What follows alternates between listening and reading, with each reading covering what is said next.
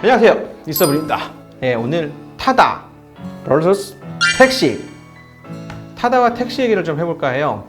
이번 주에도 재판이 있고 저희 회사를 자문해주고 계시는 변호사님이랑 얘기를 해보니까 변호사의 입장은 이 소송이 이길지 말지 쟁점은 기사에 대한 관리감독 행위를 타다가 하고 있느냐, 그냥 알선만 했느냐, 이런 부분인데, 타다가 기사에 대한 어느 정도 관리감독 행위를 하고 있다라는 면에서 소송에서는 불리한 점이 있다, 이런 정도 의견을 주시더라고요. 이건 변호사의 의견이고요. 사업가인 이서블의 입장은, 제가 사실 타다를 참 많이 타고요, 택시도 참 많이 타요. 요즘 택시는 언제 타냐면 조금 거기에 빨리 가야 될 때 택시를 탑니다. 그리고 거리가 멀어질 때, 예를 들면 제가 지금 송파구에 있는데 은평구로 가야 돼요. 이런 경우에 택시를 탑니다. 왜 택시를 탈까요? 타다는 이렇게 멀리 가면 엄청 비싸요. 택시 2배 가격 나와요.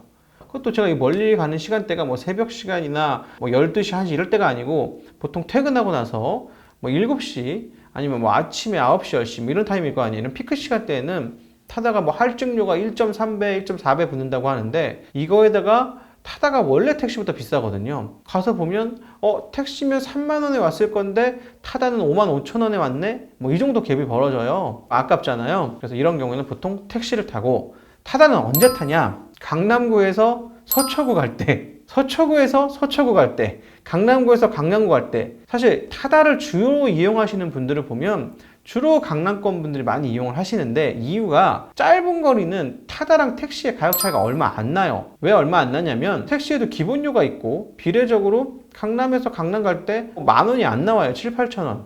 타다 타면 10,000원 나와. 그럼 1,000원, 2,000원 차이니까 비율적으로는 굉장히 큰 차이가 나는 것일 수 있어요. 20%나 차이가 나니까. 8,000원과 10,000원이니까. 그런데 사람 입장에서는 별 차이 없네? 소비자 입장에서 그렇게 느끼고, 강남길들이야 어차피 맨날 막혀서 택시 기사분이 샥 한다고 해도 빨리 못 가. 어차피 줄 서서 가는데 빨리 못 가니까 타다를 타면 잠이라도 자는 거지. 아유, 다 왔습니다 라고 알려주세요. 근데 약간 택시는 이렇게 편하게 못 가. 택시기사님이 말 시키는 것들은 요즘 거의 없어진다고 해도 락셀링을 그렇게 편하게 안 하세요. 이렇게 하시고 본인 스타일대로 좀 이렇게 운전을 하시고, 근처에 오면은 택시기사님도 막 근처가 골목길로 찍혀있으면 복잡하잖아요. 가끔은 내리라고 그래. 여기 걸어가면 금방인데 여기서 내리시죠 그래. 그러면 타다처럼 이렇게 편하게 나 목적지 찍었으니까 오면 깨워주겠지, 이렇게 자기에는 좀 힘들다. 그래서 타다가 조금 더 고급스러운 운송수단, 택시는 조금 더 공격적인 운송수단이라고 할게요. 이건 전형적인 소비자 마인드 생각이에요. 그러면 저는 타다 혹은 모빌리티 서비스가 진화하기를 바라는 입장이에요. 국내 모빌리티 서비스는 진화해야 된다고 생각을 해요. 이러면 택시기사분들이 굉장히 저를 싫어한다고 생각하는데, 그럼에도 불구하고 모빌리티는 진화해야 된다고 생각하는 게, 이 택시는 피크 시간대는 안 잡히는 유니콘 같은 존재고, 이런 수요와 공급 시간대가 극단적으로 벌어지는 서비스예요. 이게 모빌리티의 문제예요. 왜냐면 택시기사가 한정돼 있고, 지금도 서울시의 택시를 보면 계속 감차하는 추세예요. 택시를 줄이고 있다는 얘기예요. 근데 여러분들 강남역에서 10시에 술 먹고 집에 가는 택시 잘 잡혀요? 안 잡혀요. 요즘 춥죠? 더럽게 안 잡혀요. 아침에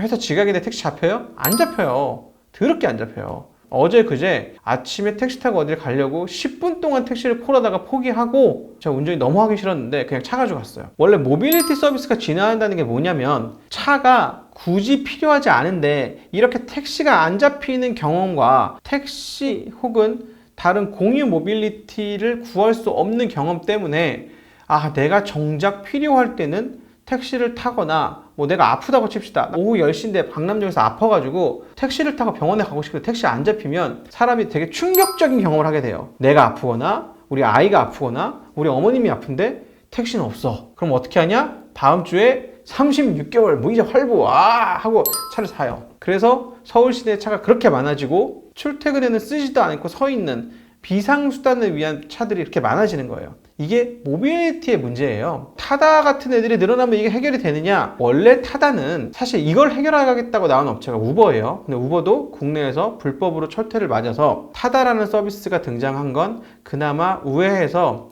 우리가 대한민국 법을 위반하지 않는 범위 내에서 최대한의 4차 산업, 왜 이게 4차 산업이냐면, 차를 제공하고 손님이 차를 사는 건 택시랑 똑같은데 우리는 데이터 기반으로 사람의 시간이 몰릴 때는 적당한 할증 요금제를 놓고 시간이 없을 때는 할인 요금제를 놓고 기사도 시간이 많을 때 기사들을 많이 배차를 하고 수요가 없을 때는 기사들을 쉬게 하는 식의 플랫폼 서비스를 통해서 모빌리티의 효율성을 증대시켜 보겠다, 이런 내용이에요. 그런데 택시 쪽 사이드의 의견은 뭐냐, 이거 나라시 아니냐. 전문용어로 나라시가 뭐냐면 자가용을 가지고 택시 영업처럼 불법 영업을 했던 것들을 이제 뭐 나라시라고 하고요. 이걸 주로 누가 많이 탔냐고 하면 소위 말하는 이제 룸사롱 여성분들이 굉장히 많이 타고 다녀서 택시 기사분들이 타다 쪽을 비난할 때는 아가씨 차량인 줄 알았다, 뭐 이런 식으로 얘기를 하시는데, 어떤 걸 생각하시면 되냐면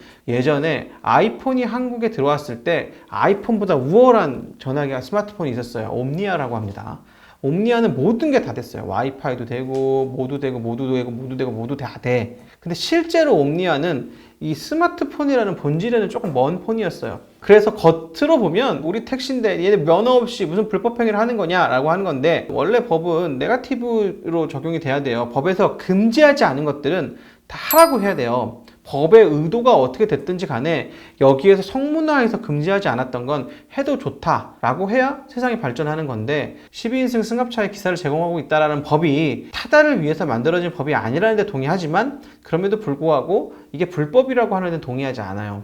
얘기가 여기까지 왔는데, 모빌리티 서비스는 확실히 데이터 기반 서비스로 진화가 돼야 돼요. 이게 어디서 제일 보여지냐면 이제는 클라우드 서비스가 이상하지 않아요. 2000년 중반 후반부터 마이크로소프트도 MS 클라우드라는 서비스를 계속해서 클라우드 서비스를 밀고 있고요. 대표적인 클라우드 서비스가 마이크로소프트 애저 같은 서비스가 있어요. 그 다음에 AWS, 아마존 웹 서비스 클라우드 서비스죠. 구글 클라우드. 이제는 서버를 직접 사가지고 IDC에다가 넣고 서비스를 하는 회사들이 거의 없을 정도로 클라우드가 대세가 됐어요. 클라우드가 처음 나올 때 무슨 얘기였냐면, 대부분의 회사 서버들을 살펴보니 평소에는 사용률이 5%밖에 안 되다가 트래픽이 피크 솟을 때 막 100%, 200% 가서 서버가 부담되고 퍼지거나 하는데 평소에는 5%밖에 안 되더라.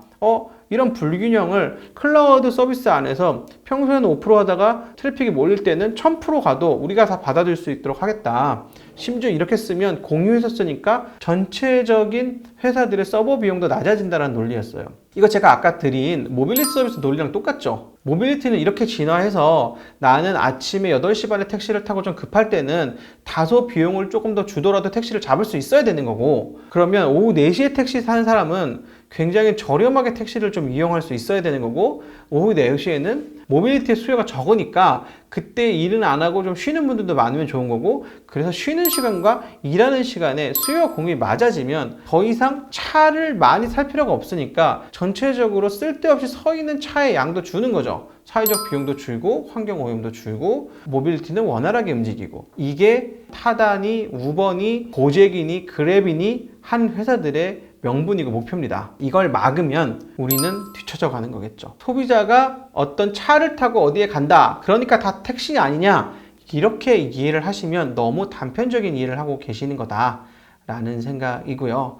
그러면 택시 사이드는 그럼 억울하지 않냐? 이게 면허가 1억인데 타다라는 애들이 시장 시끄럽게 하니까 우리 면허가 8천만 원까지 떨어졌어. 이거 억울하죠. 그러니까 택시기사님들이 하시는 얘기는 사실은 돈 얘기예요. 모빌리티의 발전이고 얘가 불법이고 이 얘기가 아니에요. 내 재산권에 대한 얘기예요. 그래서 저는 이 택시에 대한 재산권이, 극단적인 분들은 권리금을 왜 국가에서 보존해줘야 되냐라고 얘기하지만, 국가적으로 택시에 대한 권리금들을 싹 해결해주고 모빌리티 서비스 시장은 신고하고 들어올 수 있게 싹 오픈해주는 게 맞다라고 생각합니다. 다소 과격한 주장이었을 수 있는데, 저도 소비자로서 바쁠 때는 안 잡히는 택시가 무슨 의미가 있냐. 한가할 때 오후 4시에 택시 많이 타세요? 오후 4시에 택시 타면 정말 쉽거든요.